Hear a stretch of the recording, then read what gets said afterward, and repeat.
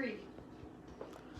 We are now putting in the necessary ingredients for the 3 jars, half gallon jars. So first of all, I put in the dry ingredients first. You need canning salt. It's very important that you use canning salt and not table salt.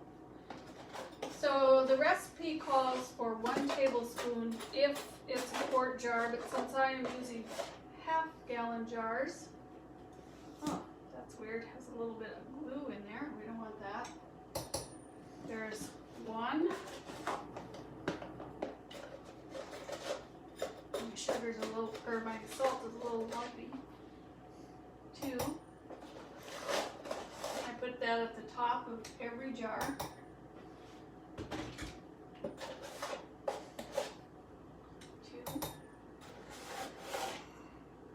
1.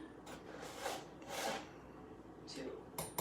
Okay, now recipe has a little bit of sugar, and everything in moderation is okay, so it's okay to use a little sugar. 1 teaspoon if you're putting it in a quart jar, 2 teaspoons in a half gallon jar. Is that 2? 1. Just testing, see if you were counting. Okay, next it calls for a half cup white vinegar, but since we are using the larger half gallon jars, we put a whole cup of vinegar.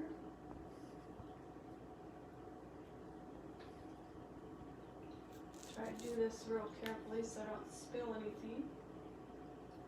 Get the full cup in there. And I know this is about right because I kind of memorize where it comes up on either the half gallon jar or the quart jar. It usually comes up about 1/3 of the way up the jar. It's good to know that, and you'll see why in a minute. I found this, for 3 years I made pickles, and we had to throw them out every time. So we were at what's called REC, Residence Encounter Christ, and I met this older gal, and she made the best pickles I'd ever tasted, and she shared her recipe with me. Now I can't share that recipe unless I get permission from my family. But in the meantime, I can show you that what she did is she makes each jar individually instead of making a brine. And the key is in the water. 1 year I made pickles and they were not worth eating because our water had rust in it. So I buy bottled water, just generic, make sure it's cold, and then you fill your jar up to the top with the bottled water. Make sure you get all the pickles covered. You want to leave about a 1/2 inch space between the top of the water and the top of the jar. Oh, looks like I need 1 more jar, 1 more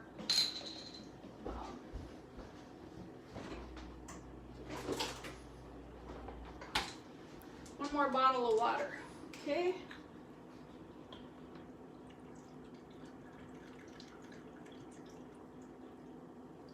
Now, these are clean, and oh, I wipe off the tops. This is just in case you have anything between the top of the jar and this, it won't seal well. Screw that on tightly. Now they say that you can eat canned goods up to 18 months. In the older generation, I know of a neighbor of mine, his name was Art. His wife had passed away at least 10 years by the time my husband and I met him, and he was still eating the canned goods that his wife made. Now I don't recommend eating canned goods that are at least 10, 11, 12 years old, but you can keep canned goods probably longer than 18 months.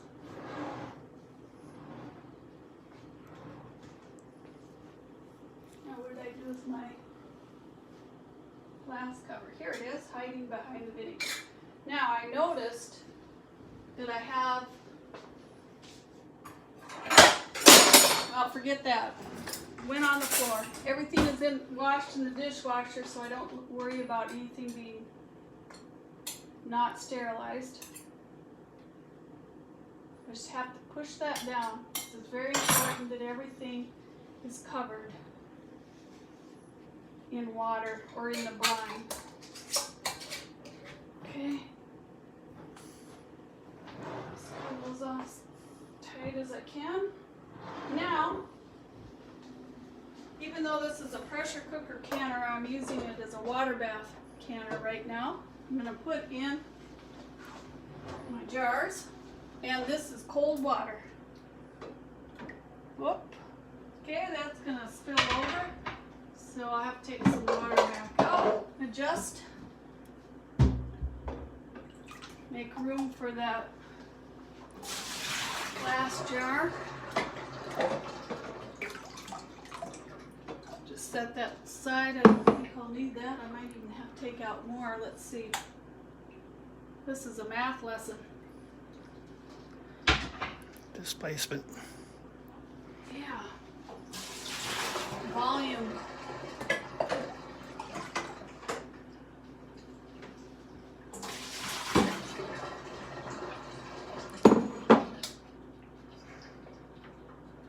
Okay, perfect. Notice the water just barely covers the top. And now, I turn that on high. And again, I'm not using this as a pressure cooker canner, so it's just used as a water bath. I'm just going to put the lid on. I will wait till this comes to a boil. And when it comes to a boil, I will then time it for 10 minutes. And then the pickles are done and I'll take them out. That'll be part 4. Now, what else can you do with cucumbers? Notice I still have some are a little bit bigger and they kind of got away from me a little bit. So what I did is I made them into sweet pickles or refrigerator pickles. So what you do here is you slice your cucumbers and an onions, about 3 or 4 or 5 onions, depending on how much onions you want. And again, get a knife. I'm going to pack this in good and tight.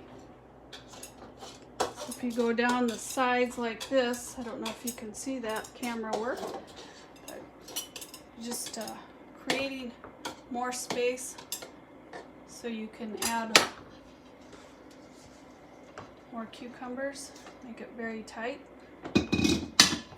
packed in tight. And then we pour the brine on, and then this will go into my water bath canner as well. I will work with that later. Also, another thing you can do is peel your cucumbers and then slice them and put on a white sauce. And my grandchildren love this. And I got this recipe from my mother-in-law. It's Miracle Whip, salt, pepper, a little sugar. Again, sugar in moderation is okay. And a little milk. And then you stir that up. It makes for a wonderful addition to any meal. And then last, if your cucumbers get totally away from you and they get huge like this, you could do one of 2 things. We have chickens, so I cut them up to use to give them to the chickens. But another thing you can do with this is you can make relish. And I have a relish recipe I'd love to share with you. And last of all, nothing goes to waste. The peelings, the ends of the cucumbers we can't use, we compost. And that compost will be nutrients for next year's garden.